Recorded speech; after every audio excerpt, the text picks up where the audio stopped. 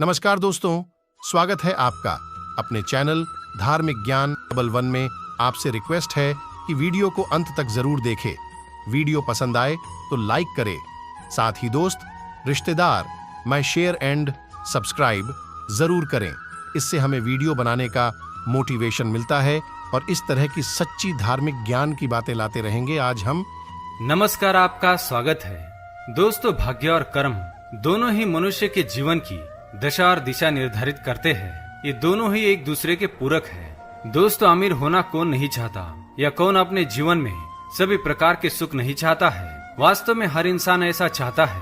कहा जाता है कि जो मेहनत करता है वही सफल होता है और तरक्की भी करता है। रुपया, पैसा, धन दौलत कमाने के लिए मेहनत तो करनी पड़ती है, ये बात सच है, लेकिन आधी सच है। क्योंकि अमीर बनने के लिए मेहनत के साथ एक और चीज की जरूरत होती है, और वह है किस्मत, यानी कि भाग्य। मेहनत और भाग्य का साथ हो तो ही मनुष्य सफल होता है, इसमें कोई संदेह नहीं है।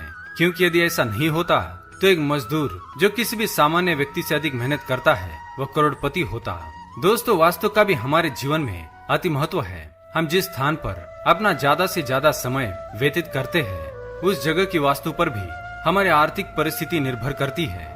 हमारी कुछ सामान्य सी दिखाई देने वाली गलतियों से भी हमारे जीवन में बहुत से परिवर्तन होते हैं। आज हम उन्हीं गलतियों के बारे में बताएंगे जिनकी वजह से आपके घर में दरिद्रता बनी रहती है। अक्सर महिलाएं भी ऐसी गलतियां कर बैठती है, जिस कारण घर की आर्थिक स्थिति पर बुरा प्रभाव पड़ता है और घर से लक्ष्मी भी रूठ कर चली जाती है। तो आइए जान लेते हैं ऐसी वह कौन सी गलतियां हैं जिस कारण से घर में दरिद्रता का वास होता है।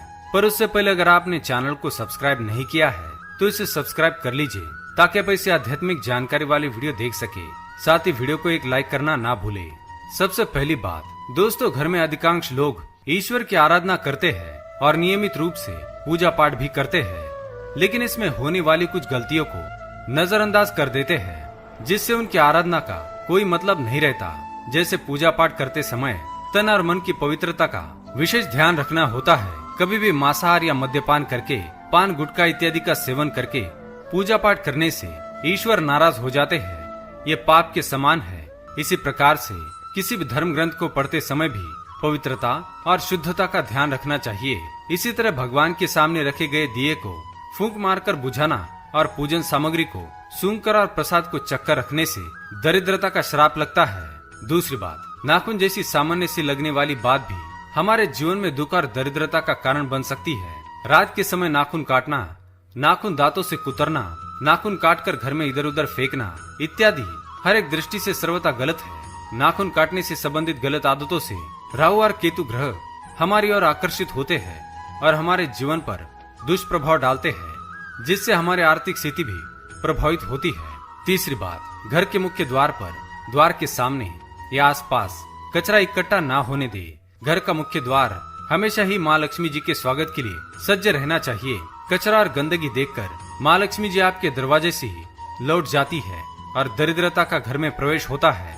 चौथी बात, माता लक्ष्मी चंचल होती है, उसे अपने घर में बनाए रखना इतना आसान नहीं है। घर में सभी सुख सुविधा और समृद्धि होने पर भी पैसे का लालच करना, पैसे का सही उपयोग ना करना, फटे पुराने कपड़े पहनना, लगातार किस्मत को कोसना, घर में हमेशा बेकार बातों पर वाद विवाद, लड़ाई झगड़े, चिल्ला चोट करना या फिर किसी भी तरह से मनहूसियत फैलाने से उस घर में कभी भी सुख और समृद्धि ज्यादा दिनों तक नहीं टिकती।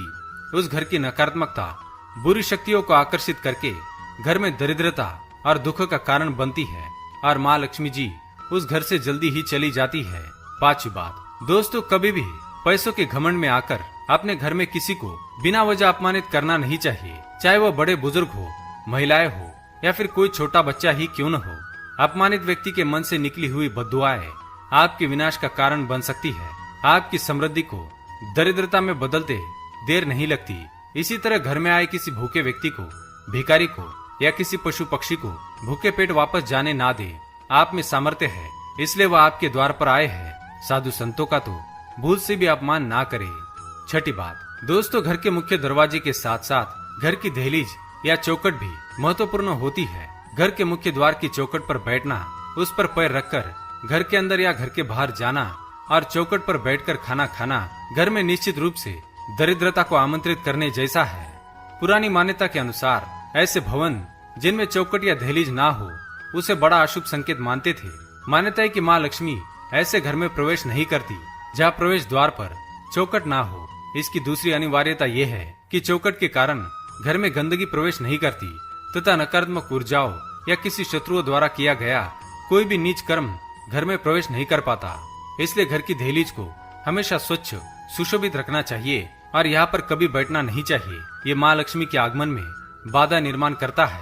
सातवीं बात, इसी प्रकार दोस्तों घर में किसी भी प्रकार की टूटी हुई चीज, बंद पड़ी घड़ी, टूटा हुआ आईना या कोई कांच, खाने की खराब और सड़ी हुई वस्तुएं, नलों से लगातार टपकता पानी, टूटी पुरानी झाड़ू रखनी नहीं चाहिए। इससे घर में वास्तु दोष निर्माण होते हैं। तो दोस्तों ये थे वो 7 कारण जो घर में दरिद्रता का कारण बनते हैं। उम्मीद है ये जानकारी आपको अच्छी लगी होगी। वीडियो पसंद आया तो लाइक करें, कमेंट में जय माँ लक्ष्मी अवश्य लिखें, साथ ही चैनल को सब्सक्राइब करें। धन्यवाद।